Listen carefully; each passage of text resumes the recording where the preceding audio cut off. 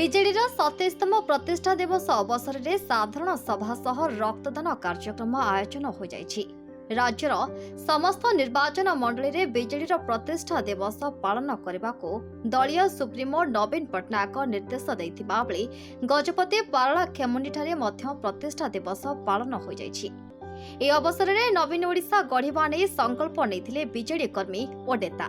ସକାଳ 9ଟାରୁ କଲେଜ ଛକ ନିକଟରେ ବିଜୁ ବାବୁଙ୍କ ପ୍ରତିମୂର୍ତ୍ତିରେ ପୁଷ୍ପମାଲ୍ୟ ଅର୍ପଣ କରିବା ପରେ ବଜାର ଛକ ନିକଟରେ ମହାରାଜା ଶ୍ରୀ କୃଷ୍ଣଚନ୍ଦ୍ର ଗଜପତି ନାରାୟଣ ଦେବଙ୍କ ପ୍ରତିମୂର୍ତ୍ତିରେ ପୁଷ୍ପମାଲ୍ୟ ଅର୍ପଣ କରି ଜିଲ୍ଲାର ମୁଖ୍ୟ ଚିକିତ୍ସାଳୟରେ ଫଳ ବଣ୍ଟନ କରାଯାଇଥିଲା। ପରେ ଗଜପତି ଷ୍ଟାଡିୟମ ପରିସରରେ ଦଳ ପକ୍ଷରୁ ଏକ କର୍ମୀ ସମ୍ମିଳନୀ ଆୟୋଜିତ ହୋଇଥିଲା। ବିଭିନ୍ନ ବ୍ଲକର ହଜାର ହଜାର କର୍ମୀ ଯୋଗ ଦେଇଥିବା ବେଳେ ଶତାଧିକ କଂଗ୍ରେସ ଓ ବିଜେପି କର୍ମୀ ବିଜେଡିରେ ଯୋଗ ଦେଇଛନ୍ତି। सर आज मुख्य करी कौन सब कार्यक्रम हम जो आगामी निर्वाचन केमिति आज समस्त को एठारे प्रस्तुत करा रण लड़िबा। बिजु जनता दल रे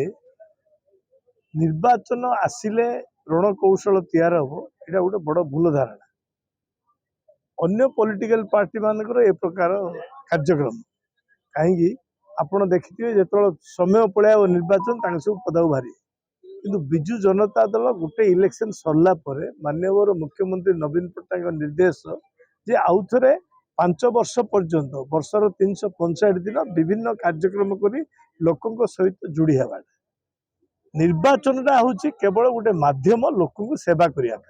निर्वाचन आमर सर्वस्व नुह। निर्वाचन जेहेतु गणतंत्र निहाती दरकार गोटे माध्यम ए माध्यम रे लोक को सेवा करने बिजु जनता दल उद्देश्य एवं भारत वर्ष रे नेशनल पार्टी एवं रीजनल पार्टी समस्त को देखिए बिजु जनता दल हूँ प्रथम रीजनल पार्टी भारत वर्षर जे कि नंबर 1 एवं एवं आपणकर सामाजिक समाजर विभिन्न उन्नयनमूलक कार्यक्रम सहित सामाजिक दायित्व तुलेबाटा बिजु जनता दल सब प्राथमिकता देचे जोड़ा पे आपण मान देखिए नुआ ओडिशा नवीन ओडिशा युव ओडिशा से युवक मानू स्कूल रो छात्र छात्री ब्लॉक रे युवक मानू समस्त को तैयार करा होची जे नूतन ओडिशा पाई एवं से तीनटा प्राधान्य दिखाई गोटे सामाजिक मूल्यबोध सामाजिक कर्तव्य नंबर 1 द्वितीय रे सांस्कृतिक एवं तृतीय रे स्पोर्ट्स शारीरिक तेणु जो दिन ठारू बिजु जनता दल गठन है सेतबेले ओडिशार मानचित्र आपण मैंने भल भाव जानती 1999 बात्या सेतबेल आर्थिक परिस्थिति आपण मैंने जानती एवं आजिर आर्थिक परिस्थिति जोटा कि निजे खोद प्रधानमंत्री एवं अर्थमंत्री पार्लियामेंट हाउस रे माने स्वीकृति देइचंती स्वेच्छाकृत भाव में कही ओडिशार वित्त परिचालना मान अर्थनैतिक परिचालना होची one of the best in the model of the country कारण आमर सरप्लस बजेट एवं एग्रीकल्चर पे अलग बजेट तेणु रणकौशल आवश्यकता नहीं आमर होची लोकंक दल लोकंक बल बिजु जनता दल माननीय मुख्यमंत्री सबुबले गोटे कथा जे लोकों सहित जोड़ी हुओ लोकों सेवा कर लोकों भल मंदर सांगरे रुह लोकों दुख समस्या दूर कर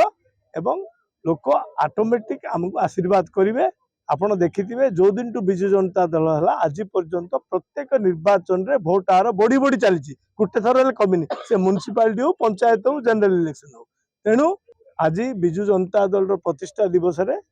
आमे प्रभु जगन्नाथ प्रार्थना करूँ माननीय मुख्यमंत्री नवीन पट्टनायक दीर्घायु हंतु आहरी स्वास्थ्यवान रखंतु एवं तांकर जी प्रधान सेनापति साहित्य आमर 5T अध्यक्ष पांडियन बाबू तांको मध्य आशीर्वाद करंतु ओडिशार उन्नयन हेबा पाई समस्तंकर सहयोग रे आगु को बढ़िबो एतिके हम प्रार्थना। ब्यूरो रिपोर्ट विप्लवी परिक्रमा।